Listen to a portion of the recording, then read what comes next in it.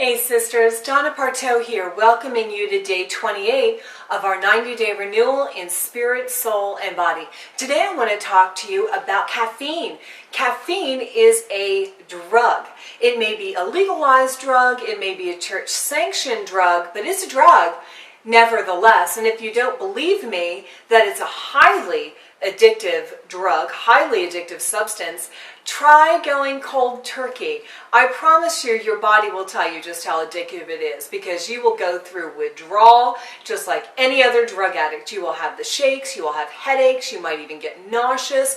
I mean, everything within you will be like, give me my coffee or somebody's gonna get hurt. Caffeine is actually a stimulant. Coffee shops have done an amazing job of portraying coffee as just this very relaxing, and they create a wonderful atmosphere. And I love to go to coffee shops, don't get me wrong. But this wonderful relaxing atmosphere. But the reality is that coffee is not a relaxant, quite the contrary. Coffee is a stimulant. Caffeine is a stimulant, and it stresses you out. If you don't believe me, go off your coffee, go off your caffeine for about a month, and then have a cup. I mean, girlfriend, you will be like, you will be buzzing.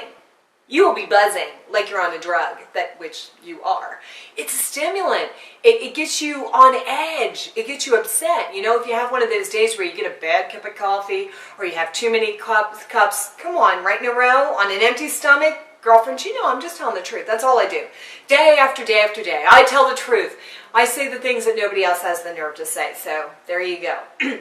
Caffeine, I'm reading this because I want to make sure that I get all of this right. This information was provided to me by the founder of a company called Ticino, and they make coffee alternatives. They're made with like nuts and seeds and all this kind of stuff, and it really tastes every bit as good, in fact better than coffee, and it's actually good for you. My favorite flavor is vanilla nut. If you go to my website, donnapartow.com, and click on the link for Ticino coffee alternative, you can go ahead and order that. I think you'll really like it. But anyway, this is where I got this information from them, that caffeine literally hinders concentration. No wonder people have to work so many long hours, because they can't focus. The caffeine, researchers have found, is actually decreases blood flow to the brain by as much as 30% and negatively affects your memory. Caffeine has even been linked to attention deficit disorder. Is it any wonder that all of these children suddenly have ADD? Could it be all of the caffeine in the soda and the Mountain Dew that they're drinking all day long?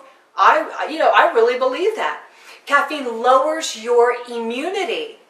It makes you more prone to sickness, because why? It goes into your body and strips away vitamins and mineral reserves from your body and causes the excretion of calcium, magnesium, potassium, iron, and trace minerals. Your body is trying to cope with this foreign substance, with this destructive drug that you've put into the body, and it's drawing on all of its resources to get the job done. Caffeine elevates your risk for heart disease. This is amazing. It elevates your blood pressure, and this is true both for decaf and for caffeinated. And by the way, don't bother having decaf coffee, because it's actually worse for you because of the chemicals that they use to decaffeinate it. So forget about that. It increases your cholesterol and your homocysteine, which is the biochemical that science has linked to increased risk for heart attack. Caffeine is also linked to coronary vasospasms. Never knew that word. But that's the cause of 20% of all fatal heart attacks. Caffeine leads to weight gain. Oh, I know I've got your attention now, girlfriend. Yes, it does. You want to know why? Because caffeine consumption results in blood sugar imbalances. Your blood sugar spikes. Your body, what does your body do? Your body releases insulin into the system, and your body yells, uh-oh, quick, store the fat. This is not a good thing. This is not a good thing. Leads to weight gain, not what you want to happen. Coffee may be linked to cancer. This is kind of up in the air, but they said that there might be a link, especially to lung and liver cancer. It's definitely linked to osteoporosis, again, because why? It leaches calcium Proven. It leaches calcium out of your bones, making you more vulnerable to osteoporosis. It's been linked to kidney stones, and I hear that's like the most painful thing. I mean, it's worse than childbirth, and all you get at the end of it is a little kidney stone that they might put in a jar, so I'm not liking that. It's linked to stomach upset. Now, I know that just for myself. I drink coffee, and right away, I've got an upset stomach. And it's a highly acidic substance, so it can damage your esophagus. It can lead to ulcers, especially if you're having that coffee first thing in the morning on an empty stomach. Not good. It's been linked to reflux and all these terrible things. Female health complications, fibros, cystic breast disease, PMS, infertility problems, miscarriage, low birth rate, menopausal problems such as hot flashes, all exacerbated by caffeine. I'm just not liking this idea of caffeine. Can lead to premature aging because it's a toxic substance, and your body has to do the work of trying to detoxify, and it's a drain on the system. Oh my heavens, what more do I need to tell you?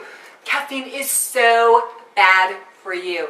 How much better to get your energy from being empowered by the Holy Spirit instead of being empowered by coffee and soda and caffeine. Now, I don't live in Pollyanna world. I live in the real world, and I've been known to go to Starbucks and get a tall peppermint mocha, and I enjoy that as the occasional treat, but not having 5 cups of coffee and 4 glasses of soda a day. Again, I'm a big fan of being in balance. Maybe a cup a day, a small cup, okay.